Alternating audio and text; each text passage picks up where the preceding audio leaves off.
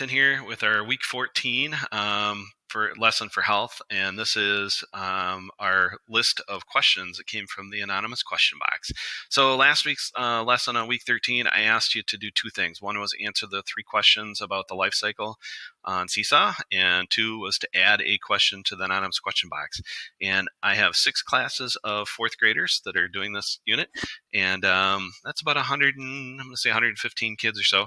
I currently have 21 questions in the anonymous question box. So if you have not added your question and you're going to over the weekend, that's fine. I'll get to those questions probably the next week. So hoping you guys ask me more interesting things.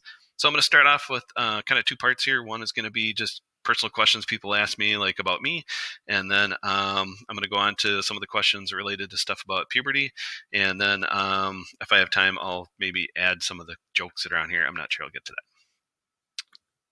Question number 1. What is your favorite thing to do as a PE teacher? For me, it's got to be inline skating. I've kind of learned how to skate. I did it roller skating as a kid, not much as an adult, but in the last 2 years that we've had inline skating, I've been able to skate with the kids, which I think is pretty fun. What is your favorite color? Green. Various colors of green. I guess I like dark green the best.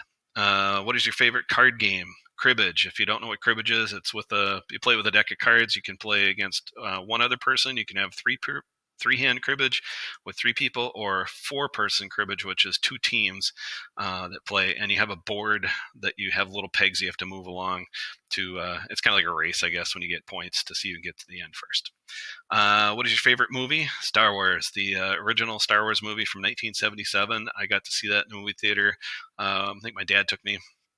And I was like 7 years old when I saw that. And anytime it comes on TV, I watch it again. So if you're a Star Wars fan, it's actually episode 4, but it is the original Star Wars movie. What is your favorite food? Deep dish pizza. Do you have any pets? I do have a pet right now. It's our family dog.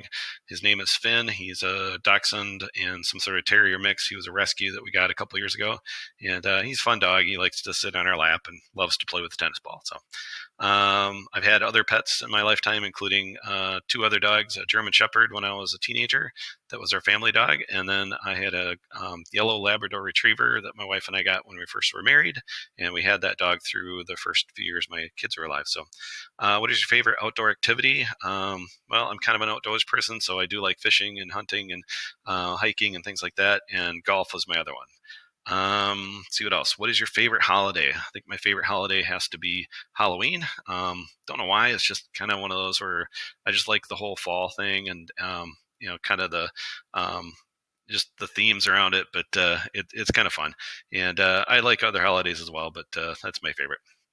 And then moving on to our questions about puberty stuff. So some of the questions that are on here are things that we're going to be talking about in the next lesson. So I'm not going to go into it too deeply. And then one of them I'll kind of explain that next year will have to be the answer for that. So first one says, can you feel it if it's happening? So I'm assuming you're talking about, like, can you feel if puberty's happening? Certain things, yes. And certain things you just kind of have happen and you don't really notice it till it shows up, kind of thing. So like you don't feel yourself growing, but you do grow. And the pimples and zits, they kind of come in, and you might feel a little pain from those, but there's various things that will be happening that you might feel a little bit of. What's the next one? 2 questions kind of related. How does your voice crack, and what happens to my voice when you're going through puberty? So when it says voice cracking, it's kind of going from being a squeaky kid voice to a grown-up voice, and sometimes it kind of goes back and forth a bit. It's a bit more noticeable for boys as they get into middle school years than it is for girls. Girls still do get a little deeper voice, but anybody who knows anything about orchestra, like string instruments, the longer, thicker string that makes a deeper sound. So like if you open up the piano at your house, or if you have one and see the strings that are in there, the deeper like notes come from the thicker strings. So that's kind of similar with the voice too. And last one, or the last couple here, it says, how many body changes are there in puberty? I can't really put a number on it. There's probably 8, 10, 15, I don't know. Some things are really hardly noticeable and some things are very noticeable. So, just as little gradual changes that are happening. And finally, last question here. It says, how do babies form? We are not going to be going into reproduction stuff during fourth grade for this, but as a fifth grader, you will be getting this from me during our health time, and I promise it will be interesting, and don't be all weird about it. Actually, for the whole thing about how babies form, if you understand about the cells of the body, we have many different kinds of cells, and so there's specific cells that dad's bodies make, which would be the sperm cells, and specific cells the mom's body make, which is the egg cell, and the combination of that is what created you and me and everyone else in the world, and it is very interesting to learn a little bit more about it. So next year as a fifth grader, I'll explain about a little bit about genetics, which has to do with what's going on in those cells to create you, and why I ended up being a boy or girl, how you end up with twins, how you can have twins that are a boy and a girl, or and so on. It's just many interesting things we can talk about next year as a fifth grader. But for fourth grade, we're just basically covering the stuff about body changes. So I hope that answers some of your questions. Again, you can use the anonymous question box anytime each week. Just click on that little Bitmoji of me.